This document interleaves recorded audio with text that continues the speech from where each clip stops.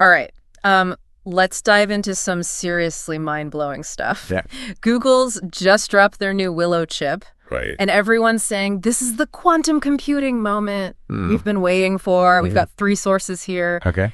Google's own blog posts, Right. a video transcript with the nitty-gritty details, Yeah. and a YouTube summary to give us the big picture. Right. By the time we're done, you'll know exactly why this isn't just hype. Right. Willow's got the potential to change how we do everything. Yeah. From designing new drugs to revolutionizing energy. Uh-huh. So first things first, Okay. what is Willow?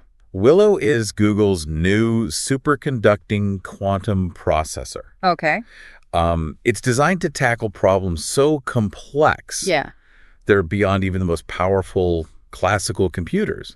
Think of it like this. Right. The problems we're talking about Right. would take a supercomputer longer than the universe has existed Wow. to even try to solve. Okay. A serious amount of processing power. Right. And they're claiming this thing is fast.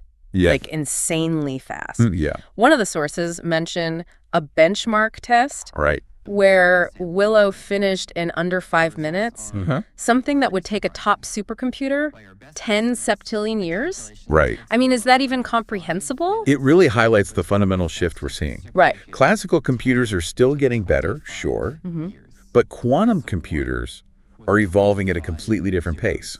Okay. This benchmark, called random circuit sampling, Right. is specifically designed to test how quantum a computer really is. Okay. And Willow blew it out of the water. So it's not just about bragging rights, is it? No, not at all. What's the real-world impact of this kind of speed? Well, it opens up possibilities we could only dream of before. Okay. Imagine designing new materials at the atomic level Right. to create hyper-efficient solar cells, Okay. or simulating complex molecules to develop drugs that perfectly target diseases. And that's just the tip of the iceberg. Okay, I'm starting to see why this is a big deal. Yeah. But how does Willow achieve this crazy speed? Right.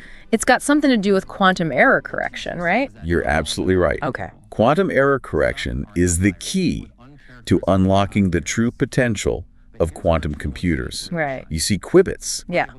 those quantum bits that are the heart of this technology, Right. are notoriously unstable. They're incredibly sensitive to their environment, Okay. which can cause errors to creep into calculations. So it's like the longer a qubit can hold on to information without being disrupted. Exactly. And Willow showcases a remarkable achievement here, Okay. a 5x improvement in what's called coherence time. Right. They've managed to get these qubits to hold information stable for much longer, which significantly minimizes errors. Now, this is where things get really interesting. Yeah. They're talking about below threshold performance. And from what I gathered, it's something scientists have been working towards for decades. Absolutely. What does it actually mean? Well, it's a breakthrough. Okay. You see, in the past, as you added more qubits to a quantum computer, Right. the error rate actually increased. It was a frustrating limitation. Right. But Willow turns that on its head Really? as it scales up, Yeah. meaning more qubits. Okay. Its error rate goes down. That's almost counterintuitive. It is pretty remarkable. How did they manage that? They achieved it through incredibly sophisticated error correction techniques. Okay. Specifically, they are using a surface code, which is a type of quantum error correction code that's particularly well suited Right. for superconducting transmon qubits. Okay. Surface codes arrange the physical qubits in a 2D grid, with the logical qubit encoded in the collective state of this grid. Right. The beauty of this approach is that it provides a high degree of protection against errors.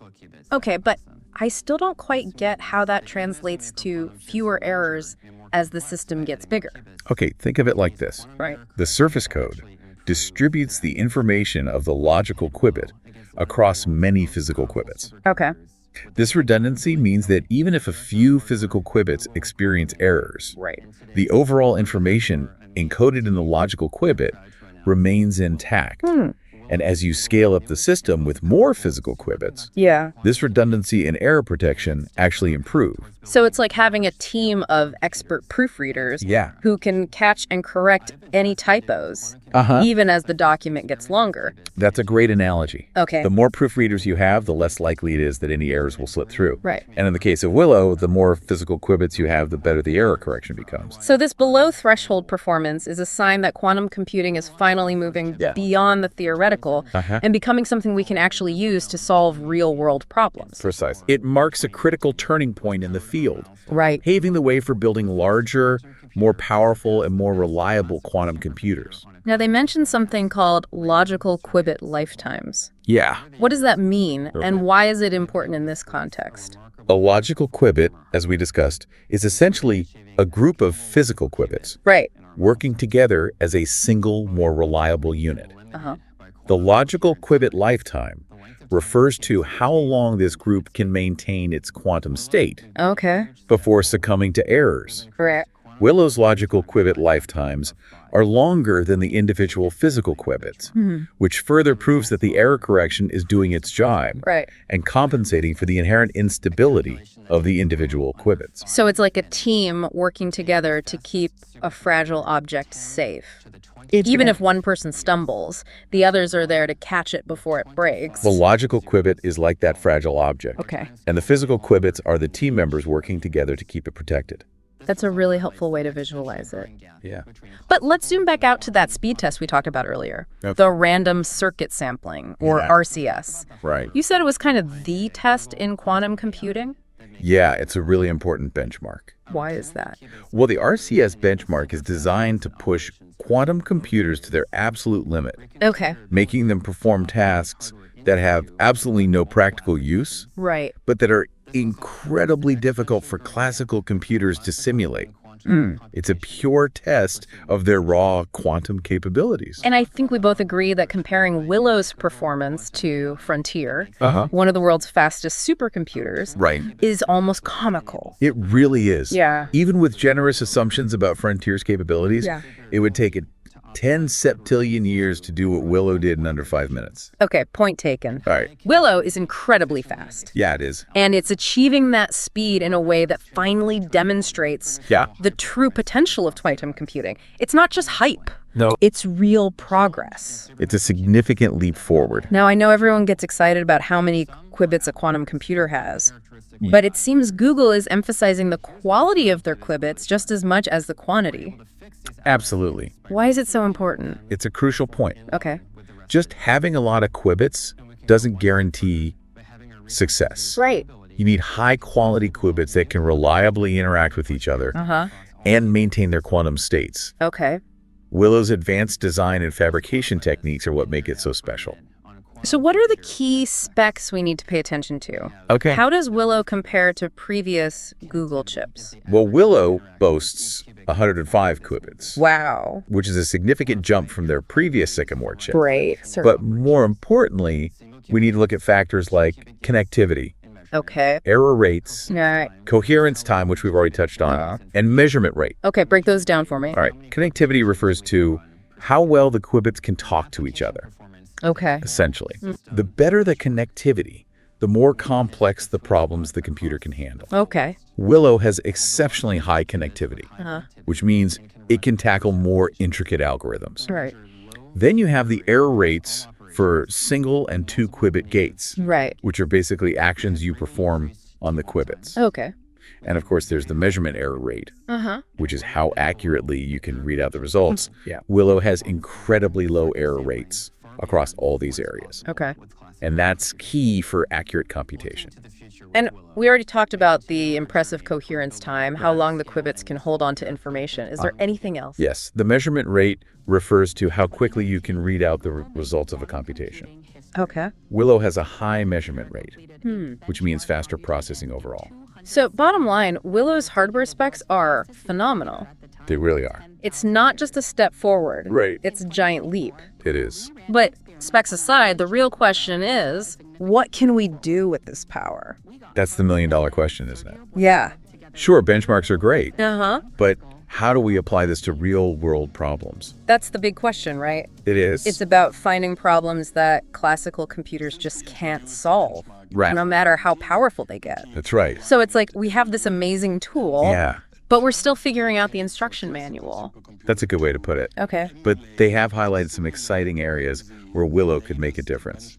All right. Things like pharmaceuticals, Yeah. batteries, Okay. and fusion power. Oh, yeah.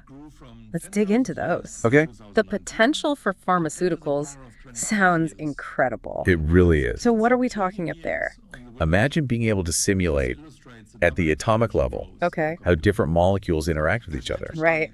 This could revolutionize drug discovery, allowing scientists to design more effective medicines with fewer side effects. So instead of relying on trial and error in the lab, Yeah. they could use Willow to see how a drug will behave in the body Exactly. before even creating it. Precisely. Wow.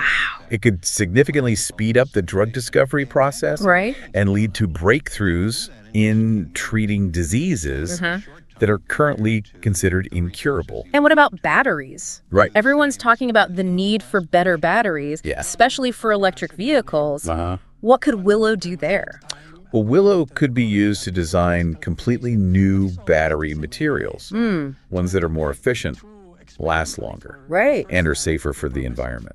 So we're talking about batteries that could power our devices for days or weeks, Potentially, yeah. or electric cars that can go hundreds of miles further on a single charge. It's all within the realm of possibility. And then there's fusion power, Right. which has the potential to provide clean, limitless energy. Yes, a very exciting prospect. Now, that's something I'm particularly interested in.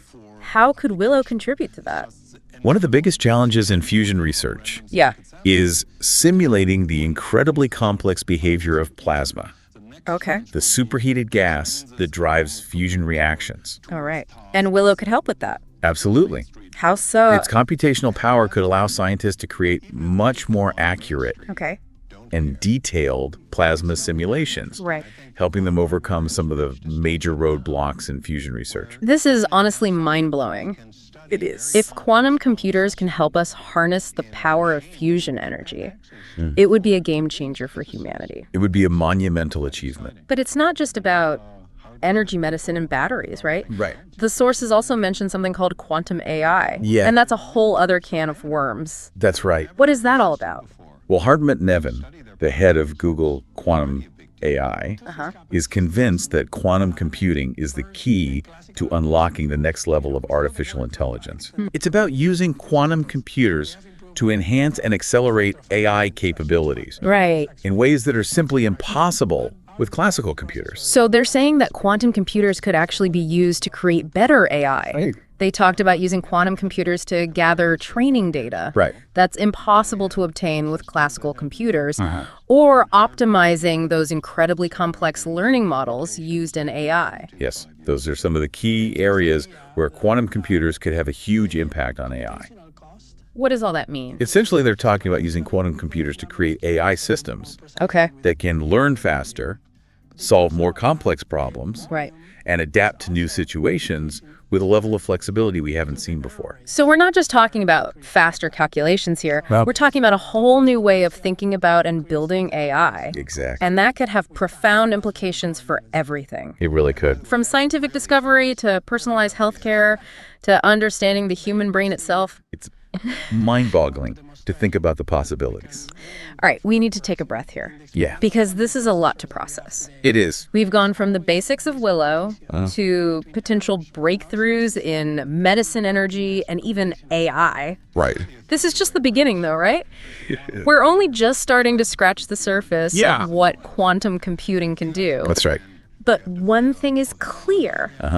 Willow's achievements have pushed us into a whole new era of possibility. Absolutely. And that's a pretty exciting place to be. It is truly remarkable. You know, it's easy to get caught up in the excitement, Right. but I think it's important to acknowledge that still a lot of work to be done. Yeah, I agree. The YouTube summary we have actually does a good job of reminding us about the hype Right. surrounding quantum computing Yeah. and the need for a balanced perspective. Yeah, they talked about this hype cycle and how it's important to manage expectations. Right. What's the deal with that? Well, it's a common pattern Okay. with emerging technologies. Right. There's this initial burst of excitement where everyone's talking about how it's going to change the world. Yeah. But then reality sets in. Right. And the technology often falls short of those early, often inflated expectations. So it's like we're all caught up in the quantum fever. Yeah. But we need to be careful not to overestimate what these computers can do right now. Exactly. Okay. Willow's achievements are undeniably impressive. Yeah. But it's not a magic wand that can instantly solve every problem. Right. We need to temper our enthusiasm with a dose of realism. Okay, good point.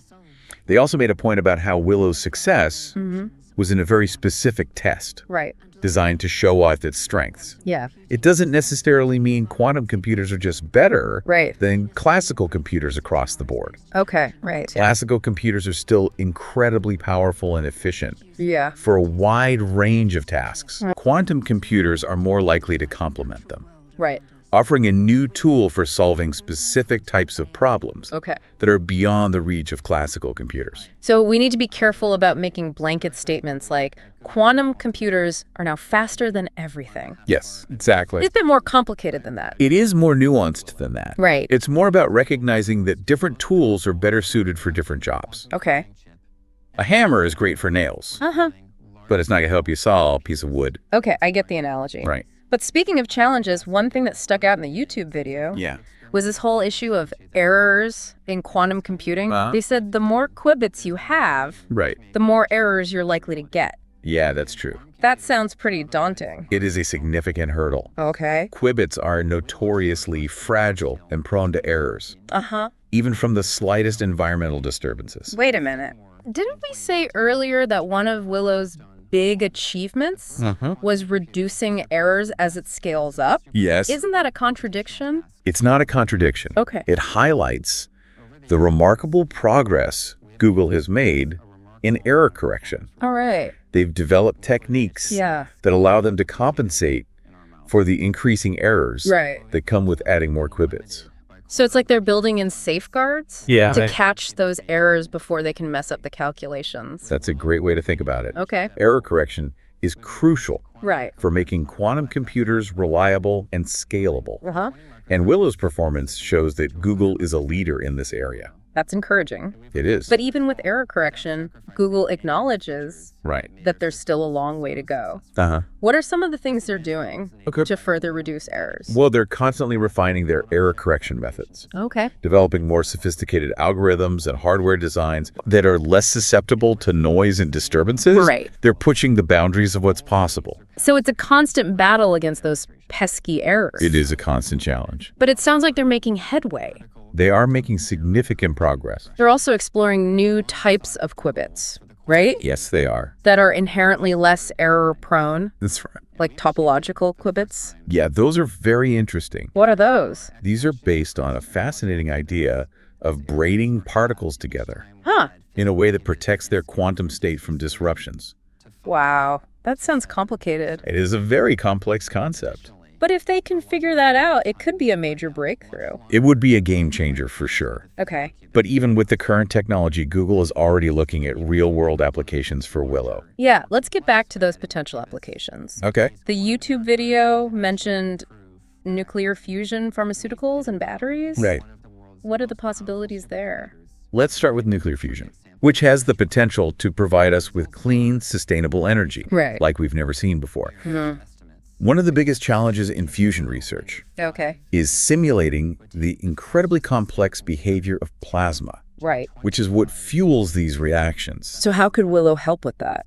Willow's immense computing power could be used to create far more accurate and detailed plasma simulations. Okay. Which could lead to breakthroughs in overcoming the hurdles we currently face in fusion research. If quantum computers can help us unlock the secrets of fusion energy, Yeah. it would truly transform our world. It would be a monumental achievement. And then there's the field of pharmaceuticals. Right. As we discussed earlier, Willow could simulate how molecules interact at the atomic level. That's right. And that could lead to new, more effective drugs and therapies, right? Precisely. We're talking about designing drugs that target specific diseases diseases with pinpoint accuracy, minimizing side effects, and potentially even curing diseases that are currently considered incurable. It's an incredible possibility. It's almost like science fiction becoming reality. It really is. What about batteries? Okay. That seems like an area where we desperately need innovation. You're right. What could Willow do for us there? Better batteries are essential for so many things. Yeah. From smartphones to electric vehicles. Willow could be used to design entirely new battery materials. Okay. That are more efficient, have longer lifespans, right, and are safer for the environment. So we're talking about batteries that could power our devices for days on end. Potentially, yes. Or electric cars that can drive across the country on a single charge. It's all within the realm of possibility. This is getting me really excited about the future. It is a very exciting time. But amidst all this optimism, it's important to remember that there are still a lot of challenges ahead. Absolutely.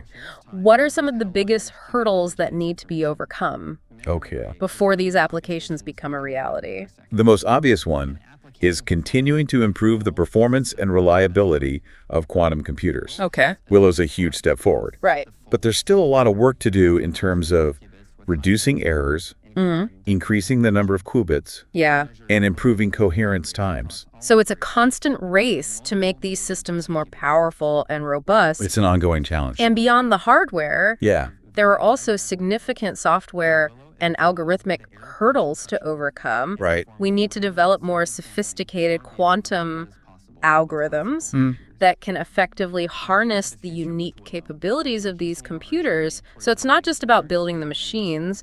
It's about figuring out how to speak their language. That's a good way to put it. And give them the right instructions. And then there's the practical challenge of integrating quantum computers into our existing infrastructure and workflows. Okay, that's a big one. It is. It's one thing to build a quantum computer in a lab. Right. But it's another to seamlessly incorporate it into real-world applications. Absolutely. So it's a whole ecosystem that needs to be developed. Exactly. Right. It's a complex, multifaceted challenge, but one that researchers are actively working to address. And I imagine there are also concerns about accessibility and cost. Yeah, that's a valid concern. Will quantum computing be something only large corporations and research institutions can afford? Well, or will it eventually become more widely available? Right now, quantum computers are incredibly expensive to build and maintain. Right. But as the technology matures and becomes more efficient, we can expect costs to come down over time. So it's kind of like the early days of computers, where only universities and governments could afford them. But eventually, they became more accessible to businesses and individuals. That's a good analogy. Okay. I think we'll see a similar trajectory with quantum computing. Right. As the technology advances and becomes more affordable, we could expect to see a wider range of applications emerge. All right, we've covered a lot of ground here. Yeah, we have. From the technical intricacies of Willow to the vast potential applications and the challenges that lie ahead. It's been a comprehensive discussion. But before we move on, I want to make sure we acknowledge something that was brought up in the YouTube video. The fact that not everyone is on board with the quantum hype train. Right. Some experts are more cautious about its potential. That's right. So it's important to consider diverse perspectives, even those that are more skeptical. Absolutely. Some experts warn against overhyping quantum computing, arguing that the technology is still too immature to have a significant impact in the near term. They believe it will take much longer than some proponents suggest to develop truly practical applications. So they're essentially saying, pump the brakes a little. Yeah. It might be a while before we're all walking around with quantum-powered smartphones. They advocate for a more measured approach, emphasizing that the technical challenges are still formidable. Right. So it's a healthy dose of skepticism. It is. To balance out the excitement. Exactly. Right. It's important to have a realistic understanding of both the potential and the limitations of this technology. And they had a specific concern about Google's approach, right? Yes, they did. Something about whether focusing on building a fault-tolerant quantum computer is the right strategy at this stage. Right. Some experts believe that prioritizing fault tolerance might be premature, given the current state of the technology. They argue that it might be more productive to focus on developing less demanding applications that can run on the noisy intermediate scale quantum computers Right. that are more readily available today. So it's like they're saying, let's learn to crawl before we try to sprint. That's a good analogy. Okay. They argue that trying to build a perfect, fault-tolerant quantum computer right out of the gate might be overly ambitious and could actually slow down progress in the short term. Okay. They suggest it might be wiser to focus on developing algorithms and applications that can work on the less perfect quantum computers we have now. So it's a debate about the best path forward. Exactly. A disagreement about priorities and strategies within the field. It's a healthy debate. Okay. And it's important to consider the merits of both perspectives. Right. Google's bet on fault tolerance is a long-term strategy that, if successful, could lead to incredibly powerful and reliable quantum computers down the line. But it's also a risky bet. It is a gamble for sure. Maybe focusing on more immediate applications with the technology we have now could yield more tangible results in the near term. That's the argument some experts are making. There's no easy answer. Right. And it highlights the importance of continued research and exploration in both directions. Makes sense. We need to invest in both long-term and short-term strategies to ensure that we fully unlock the potential of quantum computing. It's exciting to see such a vibrant and dynamic field. It is. Even if there's disagreement about the best way forward. Absolutely. Right. It's a sign of a healthy and rapidly evolving field. Oh, okay. And it's important to remember that even the skeptics acknowledge the significance of Willow's achievements. Right. They're not saying that this is nothing. No, they're not dismissing it entirely. They may be cautious about the hype, but they still see the potential for quantum computing to revolutionize various fields. They acknowledge that it's a significant step forward. So even the critics are acknowledging that this is a big deal. Yes. The debate isn't about whether quantum computing will be transformative, but about when and how that transformation will occur. Right. I think we've done a pretty thorough job of exploring the different perspectives on quantum computing and Google's Willow chip. Great. We've covered the incredible potential, the significant challenges, and even the voices of caution. Absolutely. A very well-rounded discussion. So where do we go from here? Yeah, that's the big question, isn't it? It is. I mean, it's one thing to talk about the potential. Right. But it's another to actually figure out how to harness this power. Exactly. And make sure it's used for good. That's the key, isn't it? Yeah. It's not enough to just develop the technology. You're right. We have to think carefully about its implications. Right. And how we ensure it benefits everyone. Absolutely. It's about shaping the future. Yeah, not just letting it happen to us. And that's where I think the conversation gets really interesting. Okay, so like what are we talking about here? Well, we've touched on some of the potential applications. Right, like medicine and energy. Yeah, but I think it's important to step back for a moment. Okay. And think about the bigger picture. Right. What kind of world do we want to create with this technology? That's a good question. And what are the values that should guide its development? All right, because it's a powerful tool. It is. And we need to be careful how we use it. I think one of the most important things is to foster a sense of shared responsibility. Right. It can't just be left to the tech companies. Exactly. Or governments. We all need to be involved in this conversation. So, like, who are we talking about here? Well, scientists and engineers, of course. Right. But also policymakers, ethicists, social scientists, and the general public. Because ultimately, it's going to impact all of us. It will. And we need to make sure it's used in a way that benefits humanity as a whole. One thing that gives me hope is the spirit of collaboration I see in the quantum computing community. Yeah, that was something that really stood out in the sources we looked at.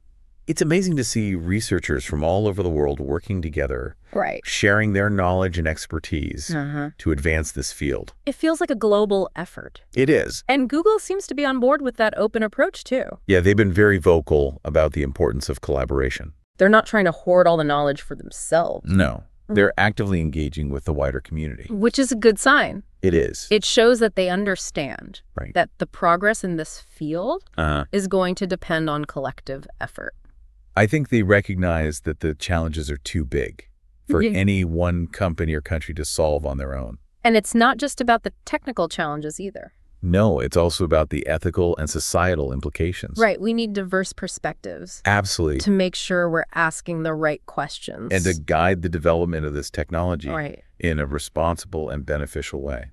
So it's like a collective learning process. It is. We're all figuring this out together. Yeah. And that's what makes it so exciting. I mean, just think about it. Okay. We're living through a moment in history Right.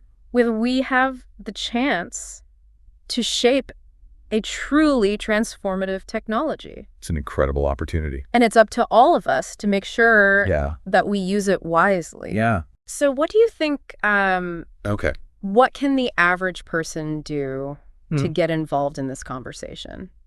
Well, I think the most important thing is to stay informed. Okay. So, like, how do we do that? Read articles. Right. Watch videos. Uh-huh. Listen to podcasts like this one. Right, of course. Educate yourself about the basics of quantum computing. Okay. And its potential impact on our world. And then what? Once you have a basic understanding, right, you can start to engage in those conversations. Okay. Share what you've learned with others. Yeah. And advocate for responsible development and use of this technology. So it's about raising awareness and getting people thinking about these issues? Exactly. Because the more people who are informed and engaged, right, the better chance we have of steering this technology in a positive direction. And don't be afraid to ask questions. Right. Even if you don't have all the answers. Exactly. Curiosity is key. Because this is a complex topic. It is. And there's a lot to learn. But the more we explore and discuss it, right, the better equipped we'll be to navigate the challenges and opportunities. Oh, that lie ahead. I think one of the most important things to remember is that technology is a tool. Right. It's not inherently good or bad. It's how we use it that matters. And that's a powerful message to end on, I think. It is. We have this incredible technology emerging with the potential to transform our world. But it's up to us to decide how that transformation unfolds. Absolutely. So as you go about your day, right, we encourage you to think about this. Right. What role do you want to play in shaping the future of quantum computing? That's a great question for everyone to ponder. And that's a wrap for our deep dive into Google's Quantum Leap with Willow. Right. We hope you found this exploration as fascinating and thought-provoking as we did. It's been a great discussion. Until next time, keep those minds curious and stay engaged with the world around you.